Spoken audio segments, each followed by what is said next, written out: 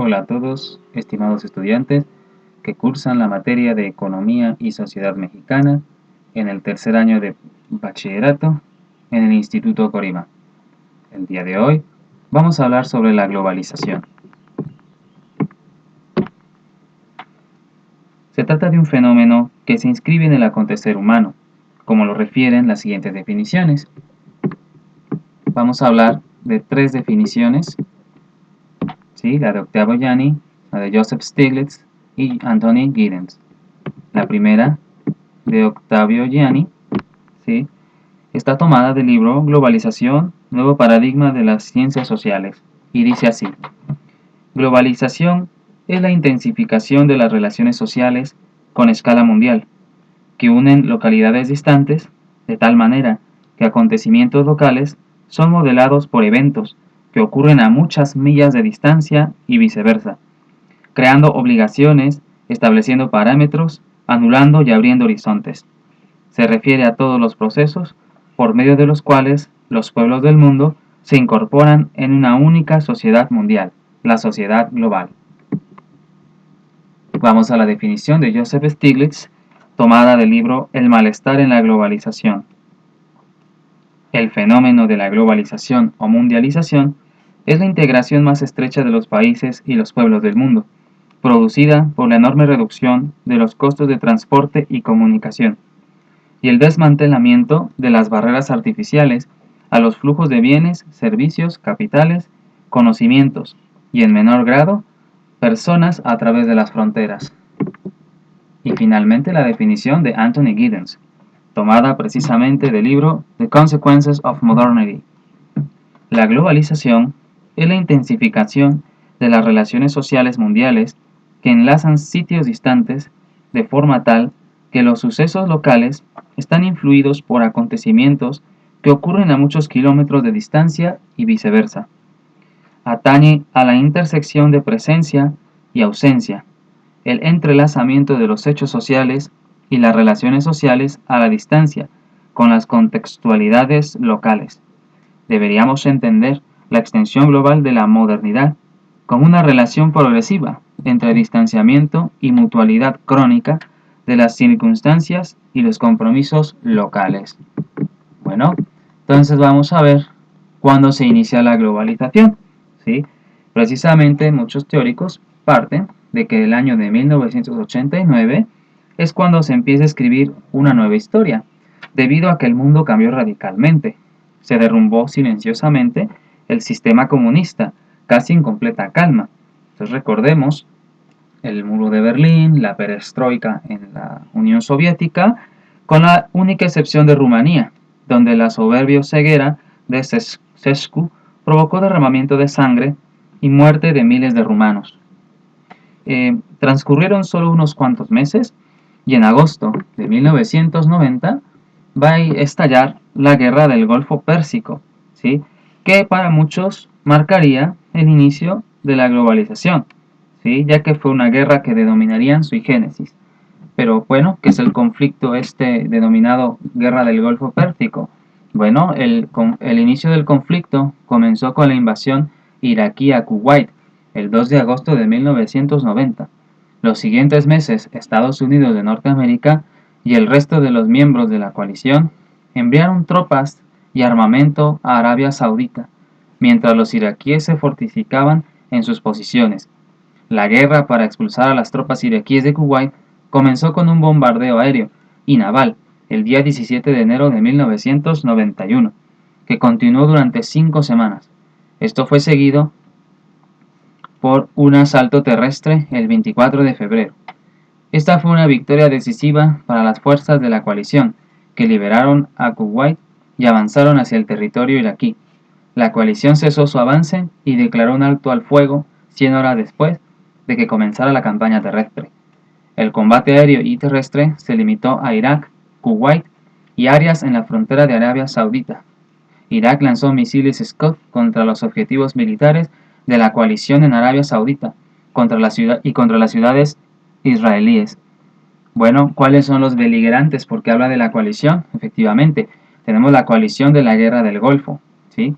que está Kuwait, Estados Unidos, Reino Unido, Francia y Arabia Saudita, ¿sí? Canadá, Egipto, Siria, Qatar, Omán, Bangladesh y Pakistán, ¿sí? Y tenemos el apoyo a la coalición, que sería la Unión Soviética, Israel, Afganistán, Liga Árabe, que sería excepto Sudán, Yemen, Jordania y Libia, Irak, la República de Kuwait, y los apoyaron Sudán, Yemen, Jordania y Libia, ¿sí? Bien, entonces pues ahí está la cuestión, ¿sí? Eh, es posible que en un principio la invasión de Kuwait por parte de Irán estuviera relacionada con el petróleo, pero en realidad se dieron más factores. En meses anteriores ambos países habían tenido una serie de disputas. Irak alegaba que desde 1980 Kuwait había estado robando petróleo del yacimiento de Rum al-Ilaq, ¿sí? Que estaba situado bajo ambos territorios.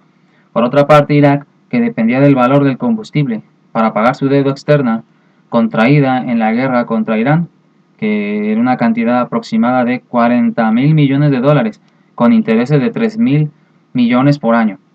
Se sentía afectado por la superproducción de Kuwait y otros países del Golfo que mantenían un precio bajo del insumo. Además, otra posible causa fue la necesidad iraquí de acceder al Golfo Pérsico desde su puerto de Qasr, lo que implicaba ocupar las islas kuwaitíes de Bubiyan y Warbagh. Se ha hecho también que es muy posible que el presidente Saddam Hussein necesitara una rápida conquista para mejorar su bajo prestigio y perfilarse como un líder del mundo árabe. Al amanecer del 2 de agosto de 1990, las tropas iraquíes cruzaron la frontera de Kuwait con vehículos armados e infantería, ocupando puestos y puntos estratégicos en todo el país, incluyendo el palacio del emir.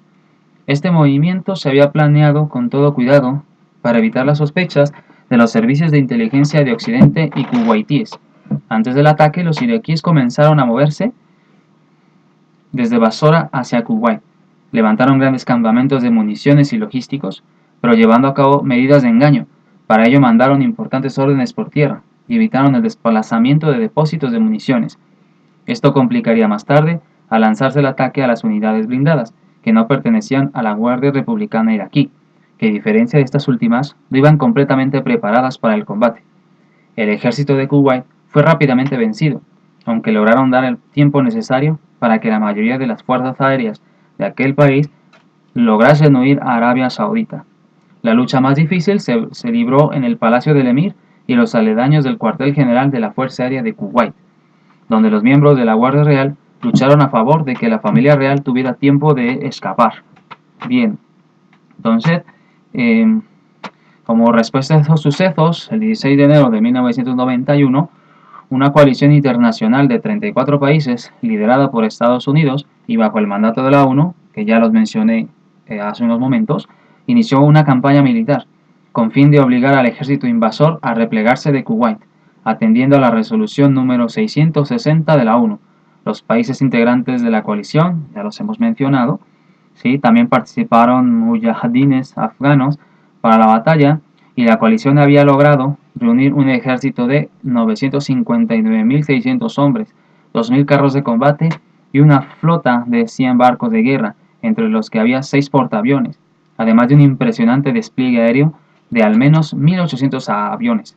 Cabe destacar que el contingente estadounidense era el más numeroso, con 415.000 soldados.